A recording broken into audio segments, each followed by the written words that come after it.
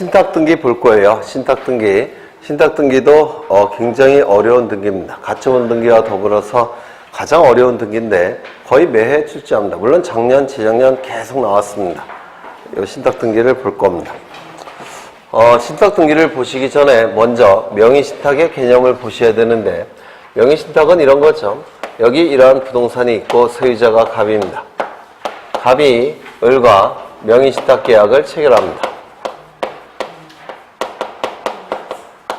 이 명의신탁 민법에서 하셨죠? 네, 하셨죠? 네. 이 명의신탁의 개념은 등기 명의를 믿고서 부탁하는 계약을 명의신탁 계약, 명의신탁 약정이라고 얘기합니다. 이때 갑을 명의신탁자라고 부르고요. 을을 명의수탁자라고 부를 겁니다. 여기서 등기 명의는 소유권에 한정되는 건 아니고요. 다른 권리에 관한 등기도 다 포함을 시킵니다. 저당권, 전세권, 지역권 아닐 테고 임차권 다 포함이 되는 겁니다. 지역권은 안 될 것 같아요. 네. 여하간 각종 권리에 관한 등기 명의를 갑이 을을 믿고서 부탁하는 계약, 이를 이를 명의신탁 계약이라고 얘기합니다. 그러면 보통 이제 소유권이 출제가 되니까 소유권을 얘기를 하겠습니다. 소유권에 관한 등기 명의를 믿고서 부탁하는 계약, 명의신탁 계약이라고 얘기할 테니까 이 계약에 의해서 소유권 등기가 이루어지게 될 겁니다. 그러면 법률행위 플러스 등기니까 물권 변동의 효력이 나타날 겁니다. 물권은 소유권이죠. 소유권 변동이 나타날 겁니다. 맞습니까? 맞아요? 네. 틀렸습니다. 대외적 소유권 변동이 나타납니다. 대외적 소유권 변동이 나타나니까 요 수탁자가 취득한 권리는 대외적 소유권만 취득합니다. 그리고 대내적 소유권은 여전히 신탁자가 가지고 있는 겁니다.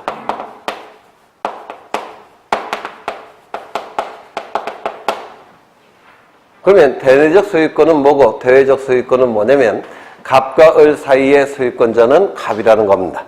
그래서 갑과 을만 있을 때는 갑이 소유권자로서 행사할 수가 있습니다. 그런데 갑과 을을 제외한 제3자에 대해서는 소유권자가 을이라는 겁니다. 이게 대내적 소유권, 대외적 소유권이라고 불러요. 지금 제가 한 30초 설명드렸나요? 1번. 네, 대학 다닐 때 교수님이 이거 갖고 한 학기를 썼어요.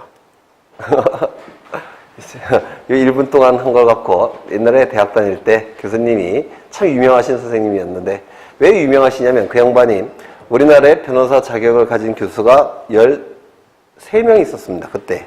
그 중에 한 분이셨어요. 그 당시에. 근데 그 양반이 딱 요거를 한 학기 내내 요것만 했습니다. 네. 딱 제가 30초 동안 한 거를. 네. 안타깝죠? 월급은 뒷담화니 받아가면서. 여하간 대내적 소유권, 대외적 소유권 됐습니까? 그렇다면 누가 진짜 소유자입니까? 갑이요? 네. 네, 누가 진짜 소유권자예요? 잘 모르시겠죠? 누가 소유권자인지 잘 모르죠? 그렇죠? 따라서 공시기능에 혼란이 발생합니다.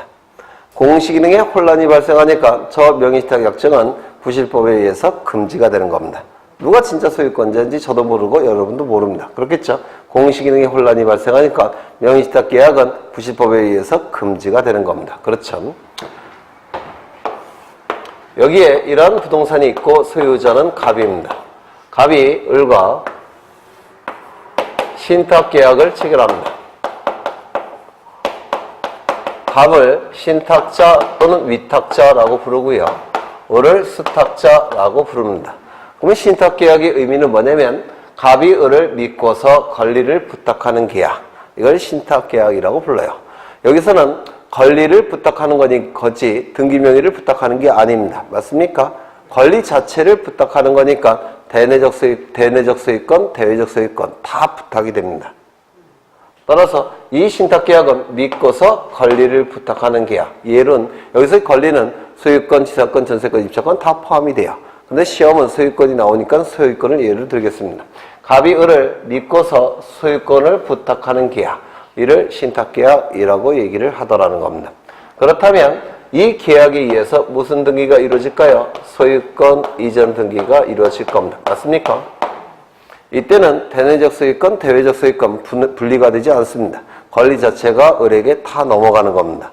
그리고 여기 믿고서 부탁하는 이유가 있겠죠. 이 이유를 신탁 목적이라고 얘기합니다.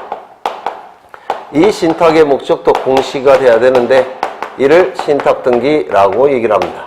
신탁의 목적을 등기부를 통해서 공시하는 등기, 신탁 등기라고 불러요. 제가 얘를 옛날에 뭐라고 들었느냐면 갑은 이민을 가고자 합니다. 아이들 교육을 위해서.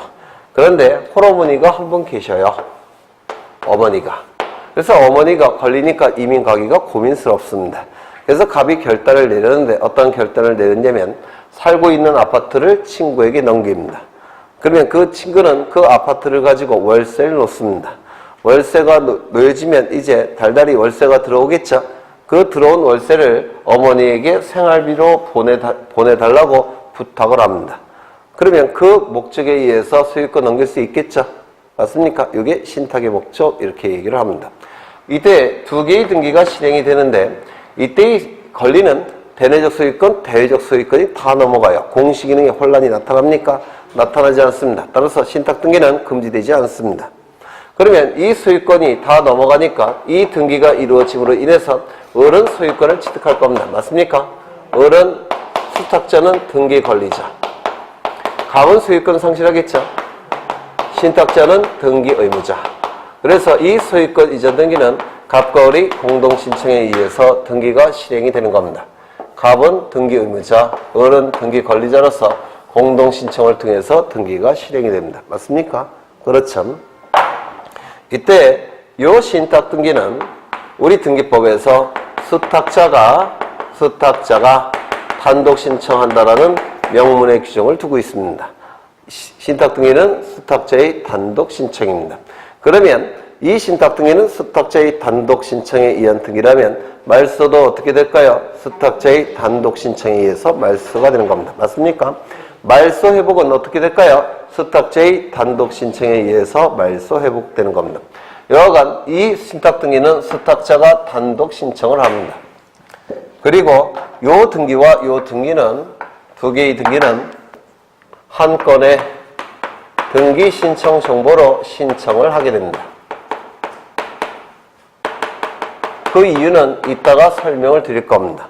그래서 소유권 이전 등기 신청 정보 따로, 신탁 등기 신청 정보 따로 이렇게 등기소에 제공하는 게 아니라 소유권 이전 등기 신청 정보 안에다가 신탁의 내용을 덧붙이는 겁니다. 그래서 한 건의 신청 정보로 두 개의 등기를 신청합니다. 그렇다면 이 두 개의 등기는 한 건의 신청 정보로 신청이 되니까 동시 신청이 될 수밖에 없습니다. 그래서 이 두 개의 등기는 동시 신청에 의해서 이루어집니다. 그러면 여러분이 수탁자라고 한다면 이 등기는 후딱 하고 싶겠죠? 요거 하고 싶습니까? 하기 싫습니까? 싫을 거예요. 이때 수탁자는 대내적 소유권, 대외적 소유권 다 취득하지만 취득한 소유권을 자유롭게 소유권자로서 행사를 못합니다. 제한을 받게 돼요. 뭐에 의해서? 신탁 목적에 의해서. 즉 을은 월세를 내야 됩니다. 월세를 내서 어머니에게 보내드려야 돼요. 그래서 소유권 자체는 취득하지만 그 취득한 소유권을 자유롭게 행사할 수는 없고 신탁 목적에 의해서 제한을 받을 수밖에 없다라는 겁니다. 그렇다면 여러분 같으면 이거 신청하고 싶겠습니까? 싫겠죠? 이때 요 A를 수익자라고 얘기하는데 요 수익자는 요 등기를 대신 신청할 수 있게 됩니다. 또한 신탁자도 요 등기를 대신 신청할 수 있게 돼요. 그래서 수탁자가 소유권 이전 등기만 신청하고 신탁 등기를 신청하지 않는 경우에는 신탁자나 이 수익자가 요 신탁 등기를 대위 신청할 수 있다 이렇게 얘기를 합니다. 그러면 대위 신청을 통해서 신탁 등기가 이루어진다면 요 두 개의 등기는 한 건의 신청 정보가 아니겠죠. 따라서 이때는 동시 신청이 될 수가 없을 겁니다. 맞습니까? 대위 신청에 의해서 신탁 등기가 이루어질 때는 동시 신청이 될 수가 없을 겁니다. 이거 이해가 되십니까? 되시죠? 네. 그러면 이 두 개의 등기 신청에 의해서 등기부의 등기가 실행이 될 텐데 등기부의 등기는 어떻게 실행이 되느냐면 이렇게 실행이 됩니다. 예전에 다 했던 거예요. 1번 소유권 보전 각 이렇게 등기가 되어 있을 겁니다. 요 칸은 등기 관리자와 기타를 기록하는 칸입니다. 등기 관리자 기타를 기록하는 칸인데요. 여기다가 갑의 등기명의가 등기되어 있겠죠. 그 다음에 2번 소유권 이전을 이렇게 등기를 하게 될 겁니다. 그래서 을은 소유권을 취득하지만 자유롭게 행사할 수는 있습니까? 없습니까? 없다 그랬죠. 신탁의 목적에 의해서 제한을 받는다 그랬죠. 그러면 신탁의 목적에 의해서 제한을 받는다는 걸 표시해 줘야 돼요. 어떻게 표시하냐면 이 앞에다가 수탁자 이렇게 기록합니다. 이게 바로 신탁의 목적에 의해서 제한을 받는다는 뜻이에요. 그리고 여기를 반을 이렇게 쪼개서 여기다가 신탁의 목적을 기록해야 됩니다.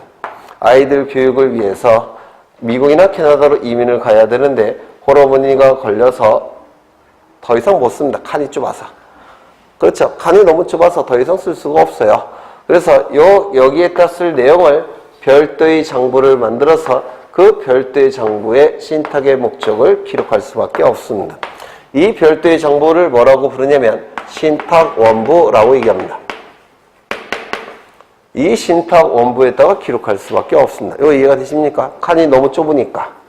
따라서 여기다가는 뭐라고 기록하냐면 신탁 이렇게 기록만 합니다. 이게 신탁 등기예요. 신탁. 그리고 신탁의 목적이 공시돼야 되니까 이 신탁 원부는 번호가 있는데요. 이 번호를 여기다가 기록하게 됩니다. 그러면 신탁의 번호가, 신탁 원부의 번호가 기록되어 있으니까 그 번호를 보고서 신탁의 목적이 확인될 수가 있는 겁니다. 맞습니까? 이게 신탁 등기라고 얘기를 합니다. 그러면 여기서 주된 등기는 뭐겠습니까? 소유권 이전 등기와 신탁 등기 중에서. 네? 아니 신탁 등기는 이렇게 일부 꼽살이 꼈는데 주된 등기가 되겠습니까? 그렇죠. 소유권 이전 등기가 주된 등기고 이 신탁 등기는 꼽살이 낀 등기예요. 그렇죠. 그리고 순위번호가 지금 같은 순위번호를 쓰고 있죠. 같은 순위번호가 사용되니까 이건 한 건의 신청 정보로 신청하는 겁니다. 그래서 소유권 이전 등기 신청 정보에 신탁 등기에 관한 내용이 일부 꼽살이 낀 거예요. 이거 이해가 되십니까? 우리가 환매 등기와 소유권 이전 등기는 동시 신청이 된다고 했는데 기억나십니까? 그러면 동시 신청이니까 접수번호가 같다 그랬죠. 접수번호가 같으니까 순위도 같다 그랬죠.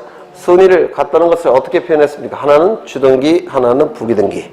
그러면 환매 등기에서는 소유권 이전 등기가 3번이라고 한다면 환매 등기는 이렇게 기록한다고 했죠.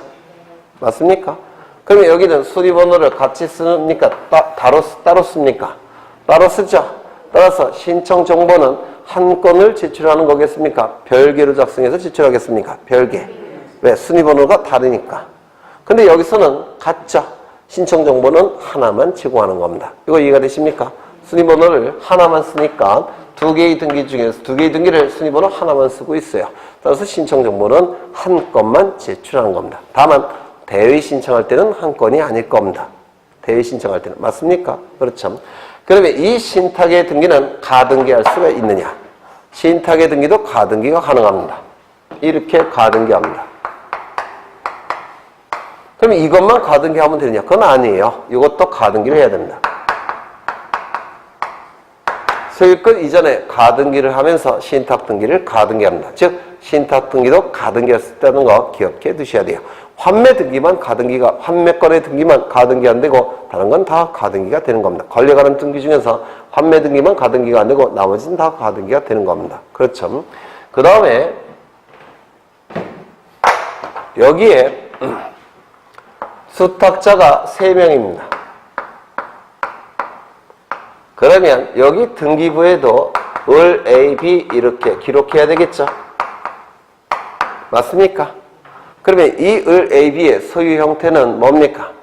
합의요. 왜요? 공동의 목적이 있으니까. 공동의 목적이 있으니까 이 소유 형태는 뭐라고 했습니까? 합의요. 공유와 합의의 차이점은 뭐라고 했죠? 공동의 목적이 있다면 합의요. 공동의 목적이 없다면 공유요. 그렇죠. 그러면 여기는 공동의 목적이 있을까요? 없을까요? 그래서 여기에 이렇게 등기가 된다고 할 때 공동의 목적이 있을까요? 없을까요? 없습니다. 이름만 등기부에 같이 올린 것 올린 것만, 이름만 같이 올린 겁니다. 이게. 따라서 명의 신탁의 경우 수탁자가 수인일 때는, 이때는 소유 형태가 공유가 되는 것이고, 신탁법상의 신탁은 수탁자가 여러 명일 때는 신탁의 목적이라는 공동 목적이 있기 때문에 이때는 합유가 되는 겁니다. 기억하셔야 돼요. 네. 합유와 공유의 차이점은 공동의 목적이 있으면 합유, 없으면 공유이기 때문에 그렇습니다. 이거 되셨죠? 네. 그 다음에 이 신탁 원본은 원래는 여기에 기록해야 될 내용을 별도의 장부로 만든 것이죠. 따라서 이 신탁 원부도 등기 기록의 일부로 봅니다. 등기 기록의 일부라서 강의 등기부라고도 불러요. 그러면 강의 등기부니까, 즉 등기 기록의 일부니까 1부동산 1등기 기록의 원칙이 적용되기 때문에 이 신탁 원본은 부동산 개수만큼 존재합니다. 신탁 부동산 개수만큼 존재하는 겁니다. 1부동산 1등기 기록의 원칙상 신탁에 제공된 부동산 10개라고 한다면 신탁 원본 몇 개? 10개. 신탁의 목적에 제공된 부동산 3개라고 한다면 신탁 원본 몇 개? 3개. 부동산 개수만큼 존재할 겁니다. 되셨습니까? 그렇죠. 그 다음에 하나 더. 지금 소유권이 신탁자에서 수탁자로 대내적 소유권, 배회적 소유권 다 넘어갔다고 했죠. 맞습니까? 그러면 신탁자의 채권자는 이 신탁 부동산에 대해서 강제 집행할 수 있습니까? 없습니까? 못하죠. 왜요? 소유권자가 아니니까. 맞습니까? 그러면 신탁자의 채권자가 강제 집행한 단계에서 같이 이루어지는 가압류 가처분 등기가 가능하겠습니까? 신탁자의 채권자가 강제 집행할 때 가압류 가처분 등기 실행하는 경우가 있겠죠? 가능합니까? 불가능합니까? 불가능해요. 왜요? 신탁 부동산은 더 이상 신탁자의 소유가 아니기 때문에. 맞습니까? 그러면 수탁자의 재산은, 수탁자의 채권자는 강제 집행하는 단계에서 이 수탁자의 채권자가 가압류 가처분 등기 법원에 신청할 수 있겠습니까? 네? 돼야 안 돼요? 되겠죠? 왜요? 이미 수탁자 소유로 바뀌었으니까. 물론 정확하게 표현하면 신탁 재산을 관리하는 동안 발생한 채권만 가압류 가처분할 수 있다 이렇게 얘기합니다. 정확하게는.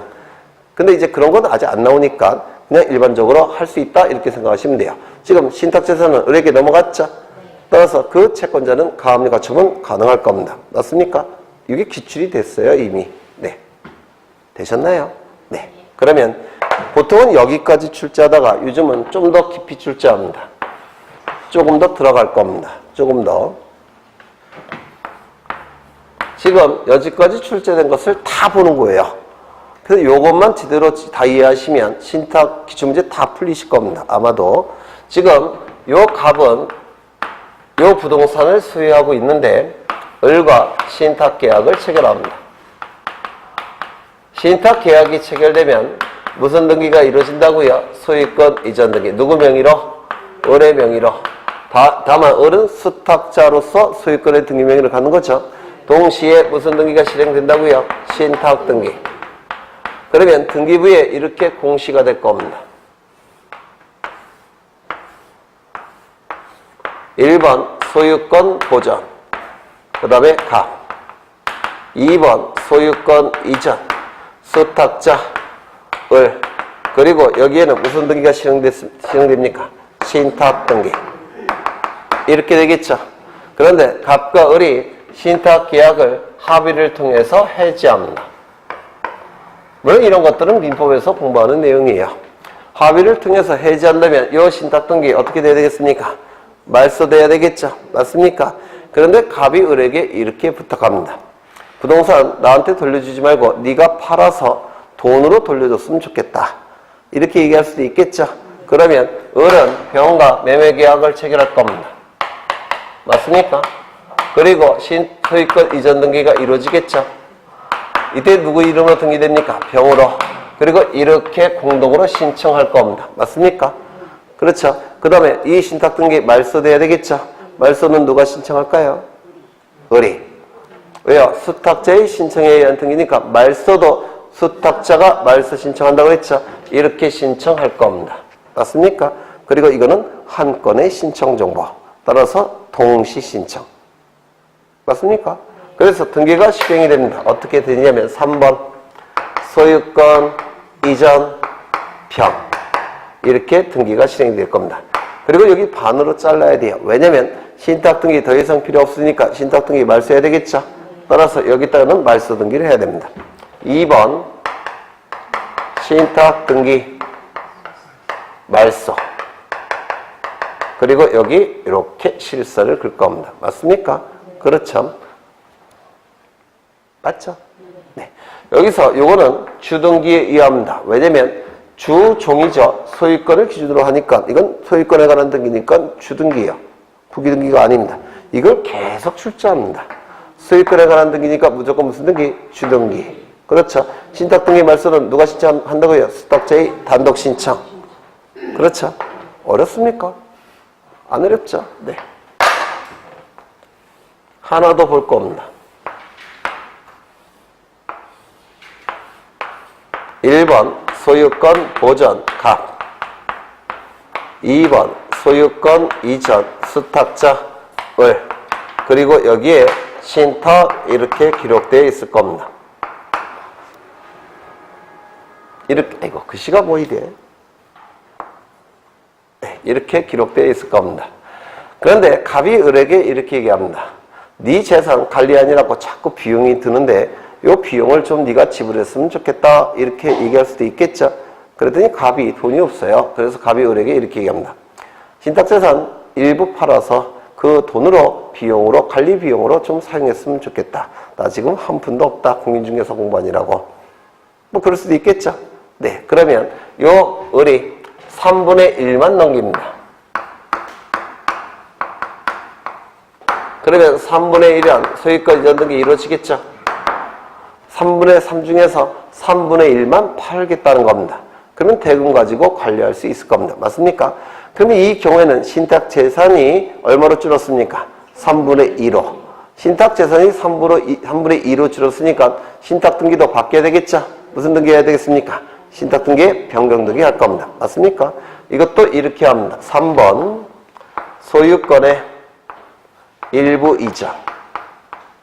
전부 다 소유권에 관한 등기니까 전부 다 주등기예요. 그렇죠? 그 다음에 여기 이렇게 잘라서 새로운 소유권자 누굽니까? 병이죠. 병은 얼만큼 취득했습니까? 3분의 1. 그래서 병 3분의 1 이렇게 기록할 겁니다. 그렇겠죠? 그리고 신탁 등기는 바뀌어야 되겠죠? 변경 등기 해야 될 겁니다. 어떻게 합니까? 2번 신탁 등기를 변경하는 등기를 해야 될 겁니다. 그리고 신탁 재산은 얼마로 줄었습니까? 3분의 2로. 따라서 을이 가지고 있는 신탁 재산은 3분의 2가 될 겁니다. 이렇게 하게 됩니다. 여기도 마찬가지로 소유권에 관한 등기니까 주등기. 맞습니까? 그리고 이 두 개의 등기는 같이 이루어지는 겁니다. 맞습니까? 그리고 신탁 등기의 변경 등기는 누가 신청할까요? 여기서 3분의 1에 대한 소유권 이전 등기 이렇게 신청하는 거죠. 그리고 신탁 등기 변경 등기는 누가 신청해야 되겠습니까? 수탁자가 단독 신청. 두 개의 신청은 한 건의 신청 정보. 다 똑같아요. 그렇죠? 하나 더 할 겁니다.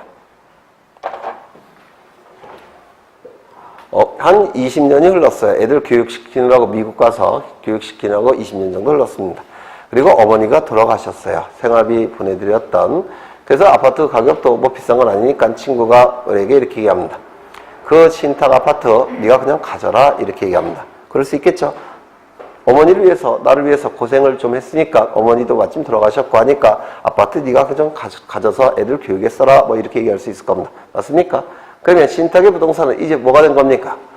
완전하게 수탁자의 고유재산이 된 거죠.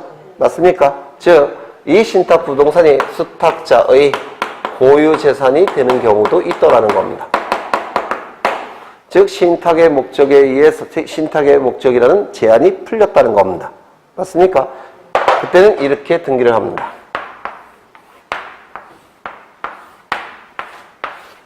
1번 소유권 보전 갑 2번 소유권 이전 수탁자 을 그리고 여기는 신탁 이렇게 기록되어 있을 겁니다.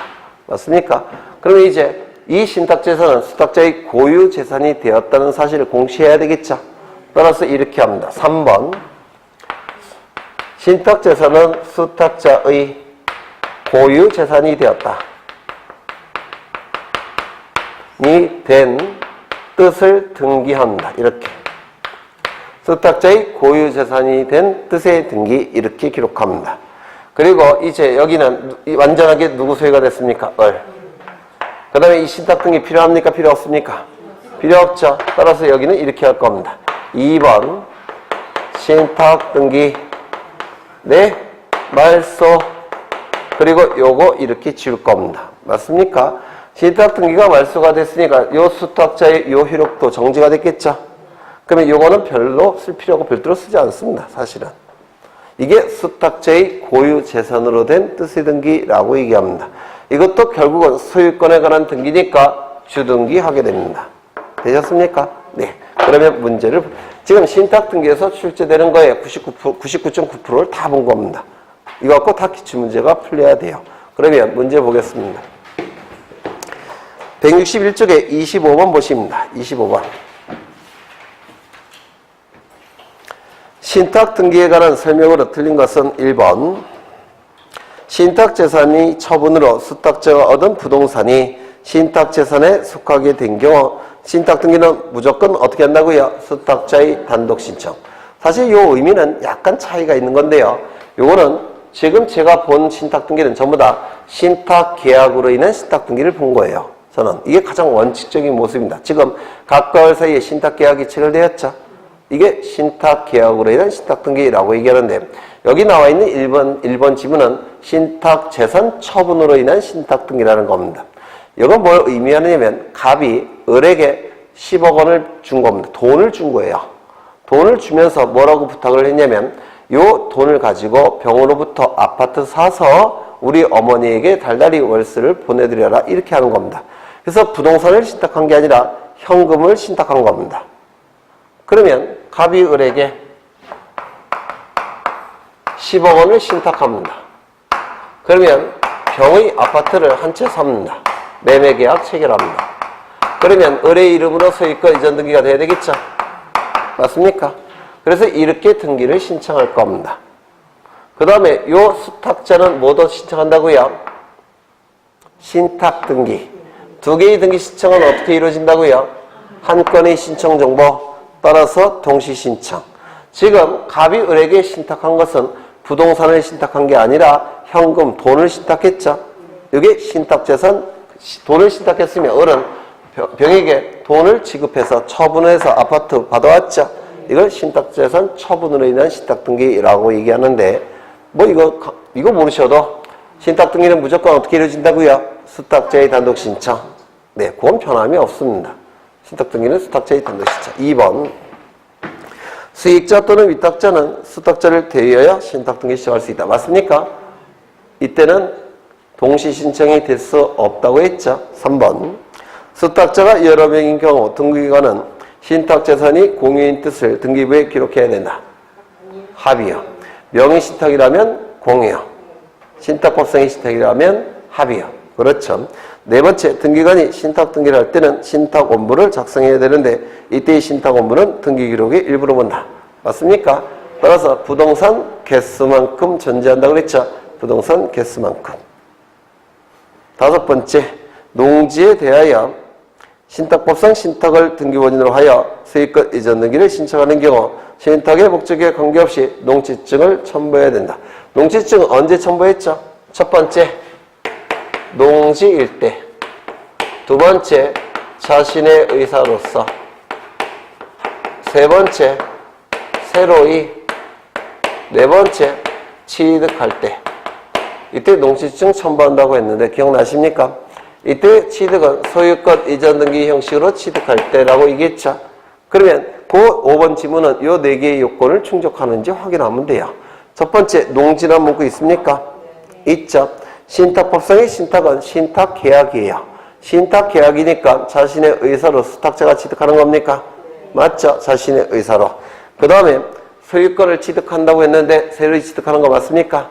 수탁자는 세력이 취득하는 거죠.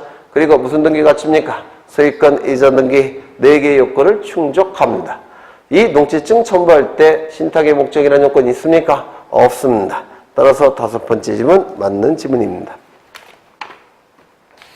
이제 신탁 등기 한번 쭉 풀어보시면 될 거예요. 그 다음에 30번 가겠습니다. 유증으로 인한 소유권 이전 등기에 관한 설명으로 틀린 것은 이거 프린트 보십니다. 프린트 몇 쪽을 보시냐면 30쪽 보십니다.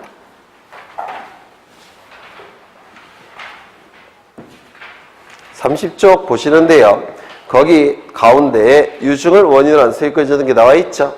갑이 을에게 유증을 합니다. 유증은 유언과 증여의 합성행위예요. 유언의 포인트가 있으니까 유증은 단독행위입니다. 그 유증은 2가지 종류가 있죠. 포괄 유증도 있고 특정 유증도 있습니다. 포괄 유증은 우리 민법 1078조에서 상속과 같다라는 규정이 있습니다. 상속과 같은 효력이 있다라고 되어 있기 때문에 이 포괄 유증의 경우 물권 변동은 187조가 적용이 됩니다. 따라서 유증의 효력이 발생하는 시점에 을에게 소유권이 변동이 됩니다. 즉, 갑 사망 시에 을에게 소유권이 변동이 됩니다. 그러면 갑 사망 시, 유증자 사망 시에 을은 소유권 취득하겠죠. 취득한 소유권을 다른 자에게 처분하기 위해서 등기를 갖춘 다음에 처분을 해야 될 겁니다. 맞습니까? 왜? 상속과 같다는 규정이 있으니까 187조가 적용되기 때문에 그렇습니다. 따라서 포괄 유증의 경우에 등기는 처분 요건이 됩니까? 성립 요건이 됩니까? 네? 187조의 등기는 성립 요건이에요? 처분 요건이에요? 처분 요건이죠. 따라서 포괄 유증의 경우 등기는 처분 요건으로서의 등기를 의미합니다. 그런데 특정 유증의 경우에는 상속과 같다는 규정이 없어요. 없으니까 원칙이 적용이 돼서 186조가 적용이 됩니다. 186조가 적용이 되니까 특정 유증을 받은 자는 갑 사망 시에 소유권을 취득하지 못합니다. 뭐까지 갖춰야 됩니까? 등기까지 갖춰야지만 소유권을 취득하게 돼요. 포괄 유증은 갑 사망 시에 소유권을 취득하는 것이고 특정 유증은 등기를 갖춰야지만 소유권을 을이 취득합니다. 그러면 특정 유증은 등기가 성립 요건이 있죠. 포괄 유증은 등기가 뭐라고 했습니까? 처분 요건. 달라지죠. 그런데 이 을명의로 등기를 갖추는 것은 결국은 유증자의 유언이 집행되는 겁니다. 따라서 이 을명의로 등기를 하는 것은 유증자의 유언이 집행되는 거니까 유언 집행자가 을명의로 등기를 해줘야 됩니다. 따라서 유언 집행자가 등기 의무자가 되는 것이고 그 다음에 유증을 받은 자가 등기 권리자로서 공동 신청하게 됩니다. 유언 집행자가 없을 때는 상속인이 유언 집행자가 됩니다. 따라서 포괄 유증이건 특정 유증이건 유증을 받은 자 을이 등기 권리자가 되는 것이고 유언 집행자 또는 상속인이 등기 의무자로서 공동 신청하게 될 겁니다. 그렇죠? 그래 문제를 보겠습니다. 30번 1번 유증에 기한이 붙은 경우에는 그 기한이 도래한 날을 등기원인 날짜로 기록한다. 유증의 효력이 발생하는 시점은 원칙적으로 유증자 사망 시죠.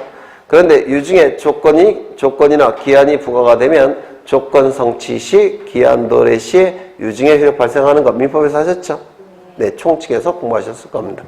따라서 등기원인 날짜는 기한 도래 시가 될 겁니다. 2번 포괄 유증은 수증자 명의의 등기가 없어도 유증의 효력이 발생하는 시점에 물권 변동의 효력이 발생한다. 맞습니까? 따라서 등기는 처분 요건으로서의 등기가 될 겁니다. 3번 유증으로 인한 소유권 이전 등기는 상속 등기를 거쳐서 수증자 명의로 이전 등기합니까? 아니죠. 유증자 이름에서 곧장 수증자 이름으로 넘어가죠. 따라서 우리 등기법에서 인정하고 있는 중간생략 등기의 일종입니다. 네 번째, 유증으로 인한 소유권 이전 등기 신청이 상속인의 유류분을 침해하는 내용이라 하더라도 등기관은 이를 수리해야 된다. 요거 좀 이해하시면 될 텐데요. 유류분이라는 개념은 뭐냐면 유산으로서 상속인에게 반드시 남겨져야 될 상속분. 유산으로서 반드시 상속인에게 남겨져야 될 상속분. 이를 유류분이라고 얘기합니다. 여기에 이러한 부동산이 있고요. 소유자는 갑입니다. 그런데 자식이 세 놈이 있어요. A, B, C. 배우자도 있을 텐데요. 배우자가 있으면 유류분 계산이 힘들어지니까 제가 미리 죽였어요. 계산의 편의를 위해서. 내년부터는 살릴 생각입니다. 살릴 생각인데 ABC의 어머니로서의 배우자가 아니라 나중에 배우자. 요즘 인터넷 신문에 많이 나오던데 나오지 않나요? 네, 나중에 배우자. 살린 다음에 네, 여하간 지금은 올해까지는 죽여놓겠습니다. 그러면 갑이 사망하게 되면 ABC가 상속받죠? 그렇죠? 법이 정한 상속분은 3분의 1입니다. 그런데 이 상속재산은 갑이 단독으로 모은 재산이 아니라고 봐요. 우리 상속법에서 가족재산으로 봅니다. 따라서 이 상속분 중에서 일부는 반드시 상속인에게 남겨줘야 됩니다. 그걸 유류분이라고 얘기하는데요. 법정 상속분의 2분의 1입니다. 직계비속은 법정 상속분의 2분의 1이 유류분이라고 불러요. 그러면 A에게 반드시 6분의 1이 넘어가야 됩니다. B에게도 반드시 6분의 1이 유류분으로서 넘어가야 돼요. 이것도 반드시 6분의 1은 상속인에게 넘어가야 됩니다. 이걸 유류분권이라고 부릅니다. 그런데 문제가 뭐냐면 요 C인데요. 요 C가 갑이 제일 예뻐하는 자식이었습니다. 막내딸이라서 제일 예뻐했습니다. 그래서 갑이 유언장에다 뭐라 썼냐면 내가 가진 유일한 재산인 이 아파트 C에게 넘긴다라고 유언을 했다는 겁니다. 전부 다 아파트 다 C에게 넘긴다. 다가 아니라 딱 한 채 있는 거 다 넘긴다. 이렇게. 그럼 이제 유증이 된 거죠. 그리고 소유권 이전 등기가 C 명의로 이루어지면 C는 소유권을 침해할 겁니다. 그런데 유일한 재산이 C가 취득하니까 이 AB는 유류분이 침해됐죠. 그러면 이제 요 C와 유언 집행자가 이 소유권 이전 등기 신청하겠죠. 그러면 등기관이 이 등기를 실행해 줘야 되느냐? 실행해 줘야 됩니다. 왜냐면 유류분권 침해 여부를 등기관이 확인할 권한과 자격이 없어요. 예전에 소멸시효 때도 설명드렸죠. 소멸시효가 완성이 돼서 권리가 소멸된지 여부를 등기관이 확인할 권한과 자격이 있다고 했습니까? 없다고 했습니까? 없어요. 이건 법관만이 갖는 권한입니다. 이 유류분권도 권리예요. 권리. 이것도 권리니까 법관만 판단할 자격과 권한이 있습니다. 따라서 유류분권을 침해하는 등기를 신청했을 때 등기관은 등기를 실행해 줘야 됩니다. 하지만 나중에 6분의 2씩 돌려달라고 청구할 수는 있습니다. 그래서 완전히 권리를 취득하는 건 아니에요. 유류분권에 근거해서 반환 청구는 할 수가 있습니다. 나중에. 하지만 일단 등기는 실행이 됩니다. 그러면 등기는 실행이 되고 이 AB는 소송을 거는 거예요. 민사소송. 그래서 돌려봤습니다. 그러면 지문을 보시면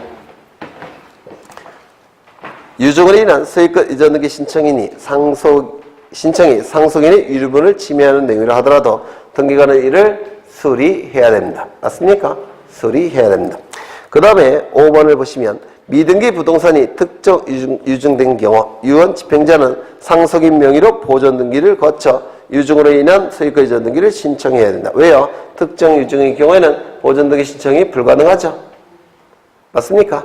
따라서 최초의 소유자로부터 특정 유증을 받은 자는 보존 등기 신청이 불가능하지만 최초의 소유자로 등록된 자의 상속인은 보존 등기 신청이 가능하죠. 따라서 상속인 명의로 보존 등기 한 다음에 특정 유증을 받은 자 명의로 이전 등기를 해야 되는데요. 맞는 짐이 될 겁니다. 넘어가겠습니다.